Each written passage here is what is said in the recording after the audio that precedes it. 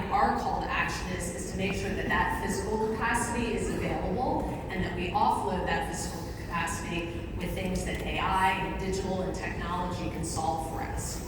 And thirdly, it's too expensive to build, especially in this area, but across the country, we cannot build our way out of this access challenge. We cannot build hospitals or clinics fast enough. We've got to find another way. So what makes access and our community different? What makes our community different, unlike many across the country, is we don't have enough hospital beds. Santa Clara County lags state and national averages for beds per capita. Now, while the population in Silicon Valley may be staving off, it has grown so rapidly over the course of the past couple of decades that hospitals have not been able to keep up. And California, across the 10 most populous states across the country, is doing the worst collectively. So what is Sutter going to do to at least solve initially that challenge? Hopefully, for those of you who live in the area, you have heard about our very exciting development in developing 2 campuses, Mission College, very near here. You can probably see those 2 campuses across the street here, to try to address in part this need. So we are already developing Santa Clara East, 3 buildings. We opened a building for primary care patients. We'll have another building opening at the beginning of next year, and a third on its way. And the more exciting development, or as exciting development, is by 2030, we will open up a new hospital. So you see renderings on the screen here of our solution to the problem with the beds, at least in Santa Clara, as well as a number of advanced care centers in oncology, women's health, cardiovascular, again, to address the needs of the patients that deserve better care in our community. So where was the reset? What happened to make access even that much more important, and why technology and AI solutions are that much more important? I would argue that it was COVID. I was privileged to be serving during COVID at another fantastic Bay Area organization, Stanford Healthcare. I was responsible for the ambulatory portfolio at that organization. And before COVID, I'm kind of embarrassed to say that 2% of all of the visits that we provided for our patients were video visit enabled. 2% of everything that we did. At the height of COVID, 70% of all of the visits that we were providing our patients were video visit enabled. And why is that? It's because we had to. COVID happened and we needed to continue to provide care for patients. So due to the heroics of my IT colleagues and my clinical operators at the time, we were able to continue so much of that care. And my understanding from my colleagues at Stanford is they're hovering right around 30%, which is exactly where the Palo Alto Medical Foundation and Sutter Health are today.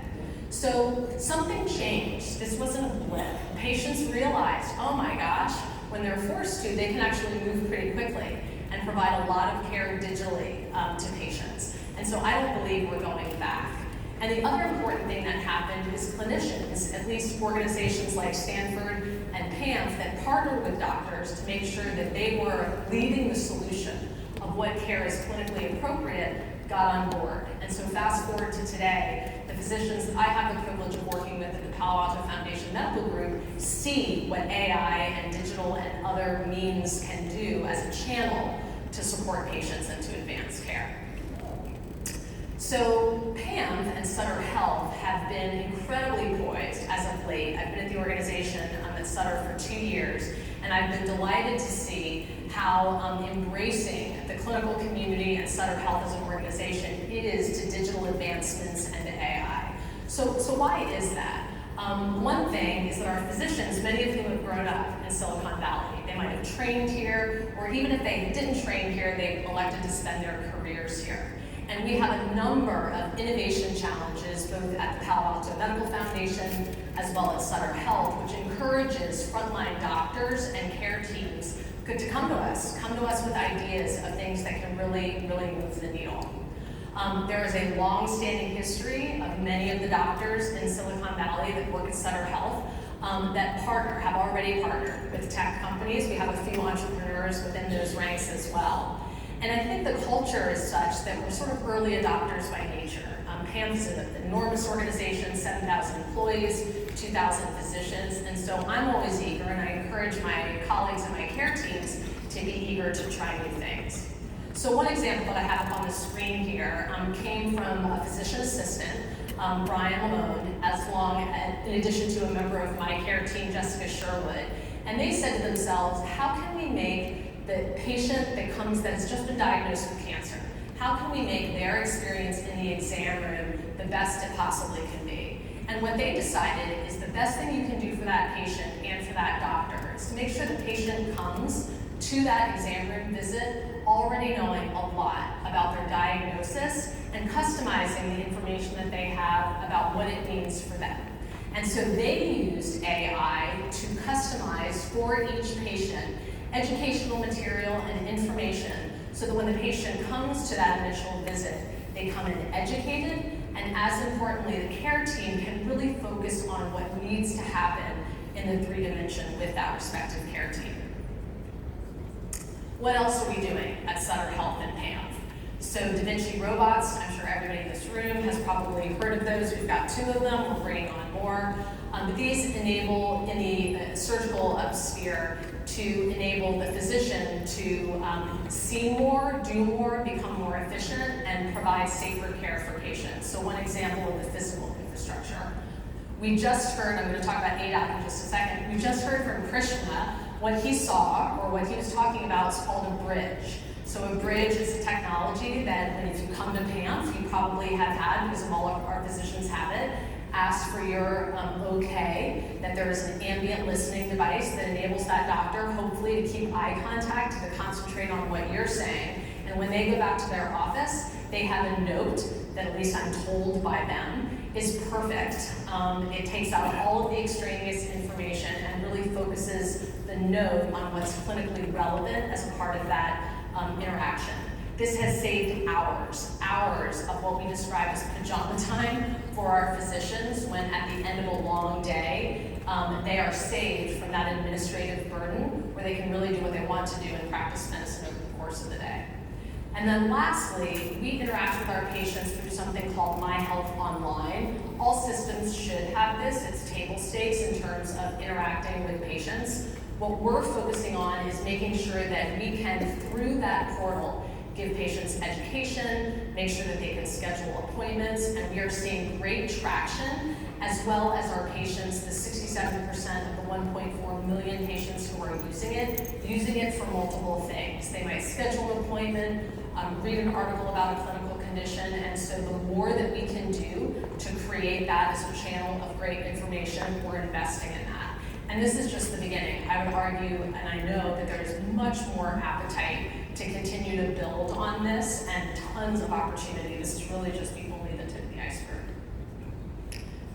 So ADOC is one of the companies that we are partnered with that I didn't talk about. I wanted to give you an example of something that happens every day. It happens every day in Hills Peninsula, Santa Cruz Maternity and Surgery, which are just 2 of the hospitals in Sutter Health's portfolio. There was a patient that walked through one of our emergency departments with chest pain. And the nurse and the care team said, you know what, this is a CT pulmonary angiogram that needs to be ordered, and it was ordered. With the use of ADOC, the read that confirmed the fact that this patient was undergoing stress was caught and prioritized and to the top of the radiologist's list of things that he was looking at that day. And as a result, that patient got care a lot sooner than they would have otherwise. You might ask, well, why is that the case? What would have happened had ADOC not been there? That read would have gone into a queue, and it would have to have been manually reviewed with all of the other reads from breast membranes and everything else going on that day within the ED. So it's just the one example of the power of getting the right care to the right patient at the right time and much more quickly with the use of AI. So my thesis from the first 2 acts of the play is that digital is no longer about convenience. It's about system survival. This is table stakes. If systems do not lean in and embrace the power of AI and digital, they're going to be left by the sidelines. We're going to talk a little bit about the fears of AI, but I, for one, believe that we are well past the need to understand how technology and AI can support what it is that we're doing in the healthcare environment. Patient expectations have changed. Physical expansion, as I mentioned before, is cost prohibitive for most systems, even systems that are as financially stable as Sutter Health. And maybe as importantly, if you are a patient and you come in and you really don't need to be physically interacting with your physician, if that could have been done via video visit very safely, what about the patient that's waiting for an appointment to use that exam room? It's an opportunity cost of making sure that we're using the assets that we have in the way that our patients need us to. So let's talk about the fears of AI. So I was asked as a part of this presentation to come up with a couple of questions that I hear all the time, and these are two. I hear these two things every single day. The first, AI is going to take clinical jobs. It is going to eradicate the need for nurses and medical assistants and doctors.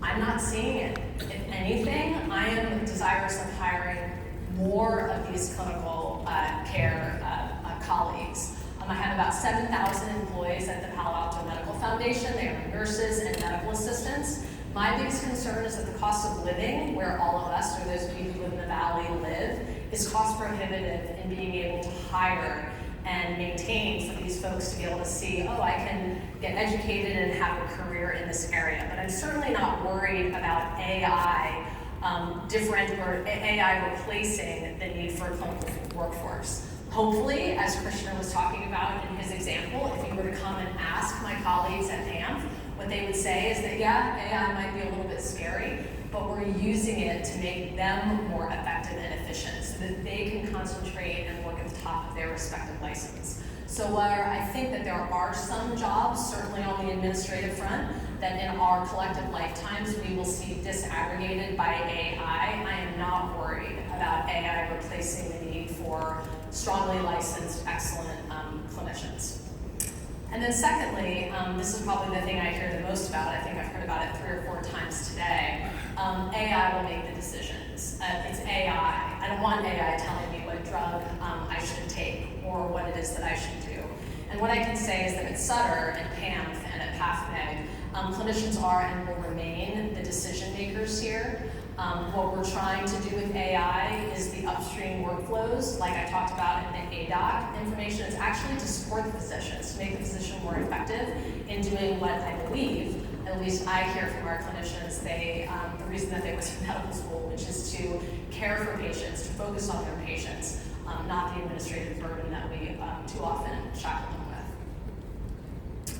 So what are 4 other quick examples, things that happen every day? So now I'm kind of leaning into talking with the tech entrepreneurs in the room. If you've got some great ideas, if you're as passionate about this topic as I am, what are the problems that we're experiencing each and every day? So the first, prior authorization is stuck. So what happens when there's a patient that is signed up for a clinical service is we need to check, most of the time, whether their insurance coverage covers it. And there's sometimes needed what's called a prior authorization. I can't tell you, I should probably know, how many prior auths are sitting in the queue right now for PAMF patients that we have not been able to get through in order to say, yes, Mrs. Kernan, we've scheduled you for your ambulatory surgery. So imagine if AI could go in, find those that are stuck, and proactively unstick them or solve for them so that that patient isn't waiting. It saves the individual who's got to work through the queue on the prior authorizations, and it gets the care to the patient sooner. Secondly, referrals going dark. This is the one problem that if I could wave a magic wand, I would wave, and I'm going to talk about it in a little bit. When you go to see your primary care physician, Krishna talked about going to see his, chances are you might get referred for a couple of other appointments. Maybe you need to go and see a dermatologist or cardiologist or get some lab work done. The process right now is too linear, and it's too much on the patient to decide, do I need to get my labs before I go to cardiology? Should I see the dermatologist first? Imagine a world in which AI can go in and say, oh, patient Kerna got 3 referrals from the physician, and this is the order in which she should see those clinicians, and we're going to reach out to her proactively and let her know what are the next available appointments for those respective services. Again, it's happening now, not too far away. It will happen in our lifetime. Thirdly, we talked about clinicians in pajama time. So all the doctors at the Palo Alto Foundation Medical Group work so hard, and we are trying every day to offload the administrative burden that they have. but trying to figure out how we can use AI through a bridge and other solutions to, again, enable them to have a work-life balance, but also to focus their attention on clinical diagnoses and the care of their respective patient. And then fourth, coding errors. So in order for us to get paid for the work that we do, we need a couple of things. The care teams need to correctly code the severity of what the patient has experienced within the exam room.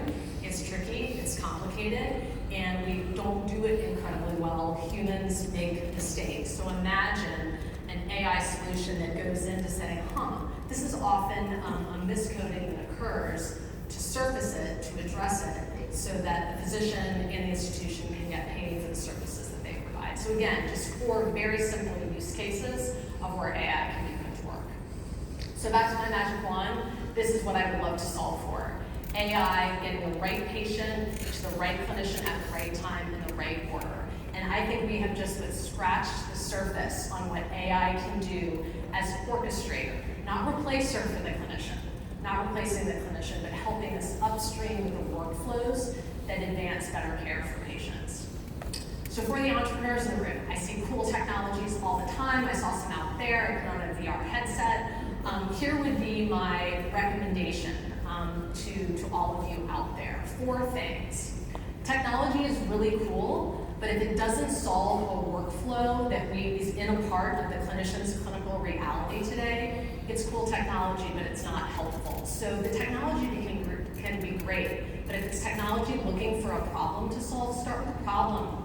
Think about the last time you went to a hospital, or you went to what was the issue with it? What was frustrating to you the last time that you saw your doctor, or family member saw your doctor, and start there. Secondly, reduce the burden. More clicks is not good. Sometimes more is not better. Simplify. Fewer clicks. Think about how that clinician is moving through his or her day. Try to make their lives easier. Thirdly, outcomes, much more important than efficiency metrics. So clicks are cool, but what about saving that patient 2 hours? I just walked into one of our urgent care centers this morning, and I was told by a patient that because the staff called them on their way to urgent care, saved them a half an hour, because what they were coming for to one of our urgent cares, we didn't do rabies shots. So it saved them a half an hour of coming, parking, sitting in the urgent care when they really wanted to find out which site did do the rabies shots. So think about outcomes for the patient. And then fourthly, and we haven't had a lot of time to talk about this today, trust is a prerequisite. The other thing that I hear all about is how are you using my information? How are you ensuring that you're not only keeping me safe clinically, but that you're keeping my information private? So that's table stakes. So the big reframe, access is quality. If you can't avail yourself of a physician and a great care team, how in the world can you avail yourself of great quality of care? And digital is how we're going to scale. Because bricks and mortar, it's cost inefficient, and it's not going to happen if we don't lean in and embrace technology solutions together. Costs will come down, efficiency will go up, capital will be freed for important physical builds, and quality improved for patients. So what I'm leaving you with today, right on time, is my point of view. I don't think healthcare's future will be defined by how many buildings we own. I think it's going to be defined by how easily, intelligently, and humanely patients can get the care that they need. Thank you very much for spending time. That was so inspiring.